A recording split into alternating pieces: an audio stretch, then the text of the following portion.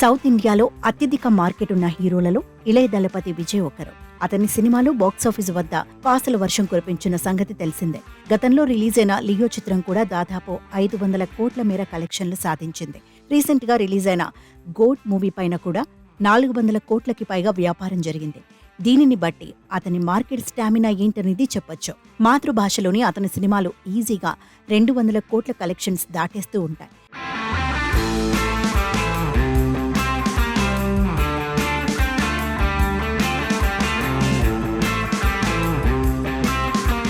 ఇదిలా ఉంటే తాజాగా రిలీజ్ అయిన కోట్ మూవీ సినిమాకి మిక్స్డ్ రివ్యూలు వచ్చాయి. అయినా కూడా సాలిడ్ కలెక్షన్స్ వస్తూ ఉండటం విశేషం. ముఖ్యంగా తమిళంలో ఈ సినిమాకి మంచి వసూళ్లు వస్తున్నాయట. 3 రోజుల్లోనే వరల్డ్ వైడ్ గా 200 కోట్ల గ్రాస్ కలెక్షన్స్ ని గోట్ మూవీ అందుకుందట. 200 కోట్ల క్లబ్ లో చేరడంతో విజయ్ మరో రేర్ ఫీట్ ని సాధించారు. ఇప్పటి వరకు ఇండియన్ సిల్వర్ స్క్రీన్ పై 200 కోట్లకి పైగా కలెక్షన్స్ ని 8 సార్లు అందుకున్న ఏకైక హీరోగా దళపతి విజయ్ ఉన్నాడు. ఇన్నిసార్లు చేరలేదు. నిజంగా ఇది అరుదైన రికార్డ్ అని చెప్పొచ్చు.